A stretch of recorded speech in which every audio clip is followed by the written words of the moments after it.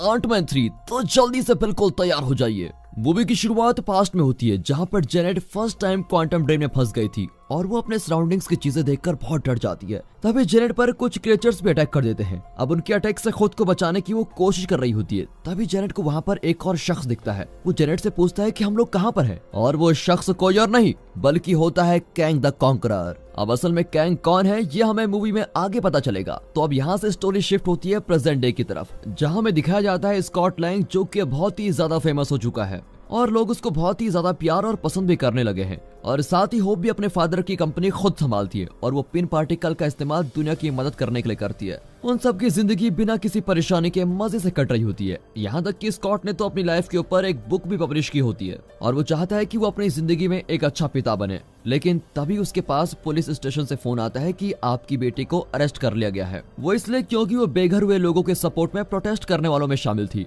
और पुलिस को काम करने में वो डिस्टर्बेंस भी कर रही थी। उसने पिन पार्टिकल का इस्तेमाल करके पुलिस की कार को ही छोटा कर दिया था, जिस वजह से स्कॉट और होप जाते हैं और उसको रिहा करके घर लेकर आ रहे होते हैं। कार में स्कॉट को समझाता है कि देखो बेटा, हीरो बनने के चक्कर में तुम किसी दिन बड़ी मुसीबत में फंस सकती हो, ध्यान रखो। जिस पर उसकी बेटी कैसी कहती है कि पापा मैं बड़ी हो गई हूँ और मेरे पास तो एक सूट भी है, तो मैं अपनी सेफ्टी का ध्यान खुद रख सकती हूँ। यहाँ पर स्कॉट को फर्स्ट टाइम पता चलता है कि कैजी के पास भी उसका एक पर्सनल सूट है जिसे होप ने उसको दिया है। अब आगे हम उन तीनों को हैंक और जेनेट के साथ लंच करता हुआ देखते हैं, क्योंकि वो सब अब एक ही साथ रहते हैं। वहाँ रहकर कैसी क्वांटम ड्रेन के बारे में और ज्यादा स्टडी करने की कोशिश करती है। हैंक स्कॉट को दिखाता है कि उसने चींटियों के ऊपर और भी कुछ एक्सपेरिमेंट किए हैं, जिस वजह से अब वो आंट कोई भी स्ट्रक्चर कंस्ट्रक्ट कर सकती है। और अब कैसी भी सबको बताती है कि उसने एक डिवाइस बनाया है जिससे वे क्वांटम ड्रेन के बारे में और अच्छे से स्टडी और रिसर्च कर सकते हैं। लेकिन इस बात को सुन जेनेट के तो रोंगटे खड़े हो जाते हैं, क्योंकि जेनेट ने अपनी जिंदगी के 30 साल वहां बिताए हैं और उसे पता है कि क्वांटम ड्रेन कितना डेंजरस साबित हो सकता है।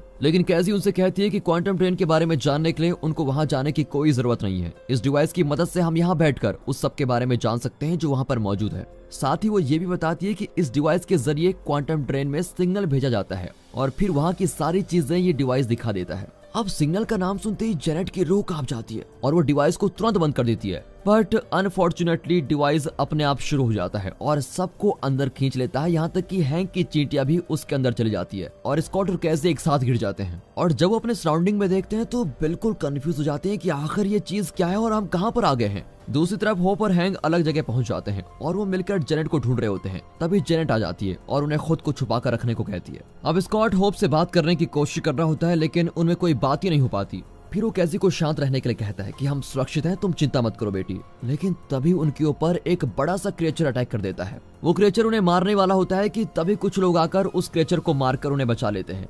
वे लोग और कोई नहीं बल्कि क्वांटम ड्रेन में रहने वाले लोग हैं और वे स्कॉट और उसकी बेटी को अपने साथ पकड़ के लेके जाते हैं। फिर वे लोग स्कॉट को एक सिरप पिलाते हैं, जिसको पीने के बाद स्कॉट को उनकी लैंग्वेज अच्छे से समझ में आने लग जाती है। फिर स्कॉट उनको एक्सप्लेन करता है कि वे लोग यहाँ पर कैसे पहुंचे और वे उन लोगों के लिए खतरा नहीं है। लेकिन तभी वहाँ पर लीडर जेनोटोरा आती है और कहती है कि ये लोग ऊपर से आए हैं और इनके पीछे पीछे वो कैंग भी आ गया होगा। ये कैंग और कोई नहीं बल्कि कैंग द कॉन्करर था, जिसे मूवी की शुरुआत में जेनेट मिली थी।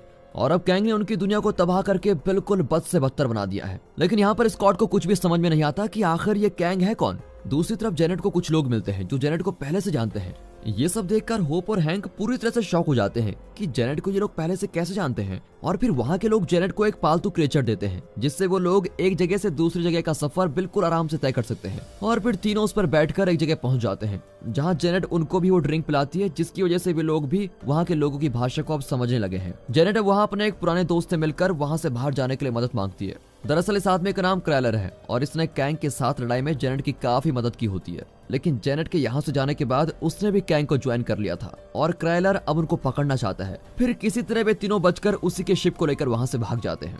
अब दूसरी तरफ जेनेटोरा स्कॉट को बताती है कि कैसे कैंग ने उनके लोगों को मार दिया और अपने दम पर यहाँ खुद का साम्राज्य बना दिया है। और जो लोग कैंग से बच गए वे अब छिप के रहते हैं और कैंग को हराने की कोशिश करते रहते हैं।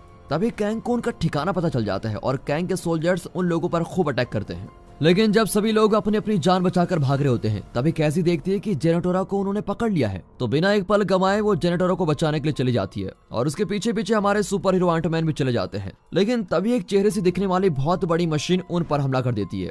वो स्कॉट को कहता है कि तुमसे दोबारा मिलकर अच्छा लगा और उस मशीन के अंदर मौजूद शख्स को देखकर स्कॉट बिल्कुल हैरान हो जाता है, क्योंकि वो बैरन था। जिसे उसने एंटमैन की फर्स्ट मूवी में मार दिया था। फिर वे दोनों को पकड़कर अपनी कस्टडी में ले लेता है और बताता है कि उस दिन वो मरा नहीं था बल्कि यहाँ आकर फंस गया था और यहाँ कैंग ने उसको बचाया और उसको एक खतरनाक और जानलेवा मशीन बना दिया और अब वो यहाँ पर मॉडॉक के नाम से जाना जाता है। दूसरी तरफ जेनेट हैंक और होप को सारी कहानी बताती है कि जब वो क्वांटम में फंस गई थी तब उसे यहाँ पर कैंग मिला था जो उसी की तरह वहाँ पर फंस गया था। उस समय कैंग ने उससे बताया था कि वो स्पेस ट्रेवलर है और उसका शिप खराब होने की वजह से वो यहाँ पर फंस गया है और कैंग की उस शिप की खूबी ये थी कि वो उसके जरिए किसी भी टाइम जोन और यूनिवर्स में ट्रेवल कर सकता है। इसलिए जेनेट उसके साथ मिलकर उस शिप की एनर्जी को रिचार्ज करने की कोशिश में लग जाती है। उस समय जेनेट ने ये इसलिए किया था ताकि वो भी कैंग के साथ साथ वहां से वापस अपने घर जा सके और फिर इस काम को करने में उनको कई साल लग जाते हैं। फिर काफी कोशिश करने के बाद उन्होंने फाइनली उस एनर्जी को रिचार्ज कर लिया था।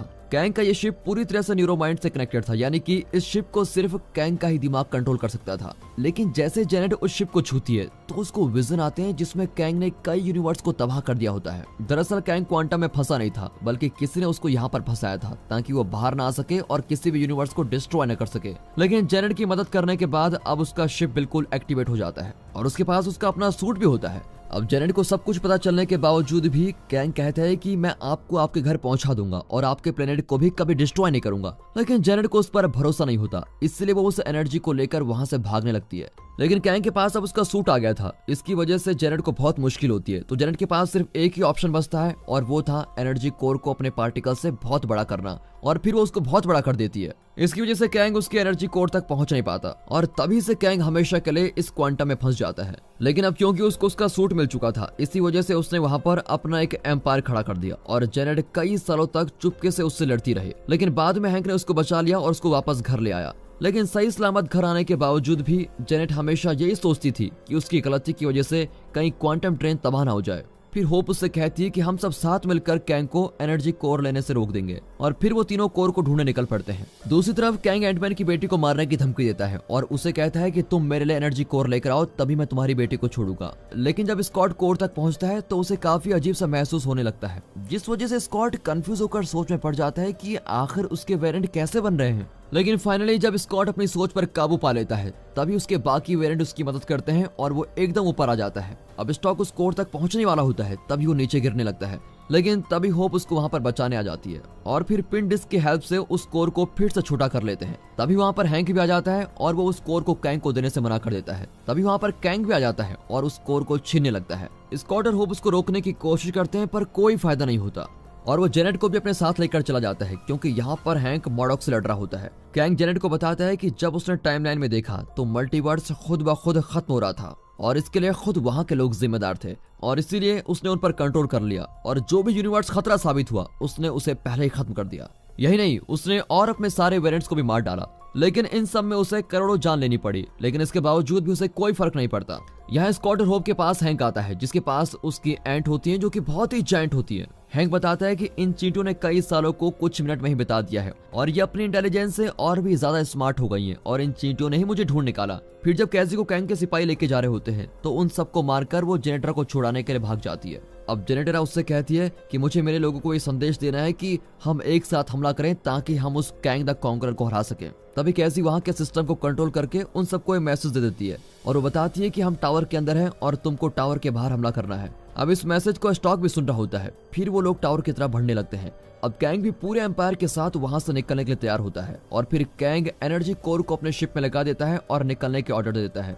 लेकिन तभी स्कॉट अपने बड़े साइज में आकर उसके पूरे एम्पायर पर हमला कर देता है और सब कुछ तबाह करने लगता है। कैंग के सभी शिप उसको रोकने आ रहे होते हैं, लेकिन तभी बाकी सभी लोग उन पर हमला कर देते हैं। दूसरी तरफ मॉडॉक कैजी को मारने वाला होता है, लेकिन कैजी अपना साइज बड़ा करके मॉडॉक को मार देती है। अब कैंग अपने शिप को स्टार्ट कर देता है, लेकिन तभी स्कॉट उसके ऊपर अटैक कर देता है जिससे उसकी प्रोटेक्शन कवर टूट जाती है और अब फाइनली कैंग बाहर आ गया है और लोगों को मारना शुरू कर देता है। कैंग अब काफी गुस्से में है क्योंकि उसका मुकाबला कोई नहीं कर पाता, यहाँ तक कि स्कॉट भी उसका हमला सह नहीं पा रहा होता है। अब कैंग स्कॉट को कहता है कि शायद तुम्हें पता नहीं है कि मैंने कितने सारे यूनिवर्स को तबाह किया है और कितने सारे एवेंजर्स और एंटमैन को मार दिया है। तभी वहां पर बड़ी बड़ी चींटियां हमला कर देती हैं और इनको हैंक की लेकर आया था। उन चींटियों की तादाद इतनी ज्यादा होती है कि कैंग उन्हें अकेले नहीं रोक पाता और इसीलिए वो अपने आसपास एक प्रोटेक्शन लेयर बना देता है और खुद को प्रोटेक्ट करता है। तभी मोडोक उस पर हमला कर देता है और वो लेयर टूट जाती है। हालांकि इसमें मोडोक भी मारा जाता है। मोडोक ने ये इसलिए किया क्योंकि वो अब अच्छा बनने की कोशिश कर रहा होता है और वो अच्छा बनना चाहता है और एक एवेंजर की तरह मरना चाहता है। तभी जेनेट सबको बुलाकर वहां से जाने को कहती है और जेनेट एनर्जी कोर की मदद से एक पोर्टल भी खोल देती है। फिर सब उसमें घुसकर घर वापस आ जाते हैं, लेकिन अब बचते हैं सिर्फ स्कॉट और कैंग। यहाँ पर स्कॉट पिन पार्टिकल की मदद से उस एनर्जी कोर को फिर से बड़ा कर देता है, जिस वजह से कैंग उसी पोर्टल में घुसकर बाहर जाने की कोशिश करता रहता है जिससे बाकी सब गए थे। लेकिन तभी होप उसके सामने आ जाती है और उसको धकेलकर एनर्जी शील्ड की तरफ फेंक देती है, जिसके फटने से कैंग की मौत हो जाती है। अब होप और स्कॉट दोनों ही वहाँ पर फंस जाते हैं और कैंग से निपटने के दौरान पोर्टल भी बंद हो चुका होता है।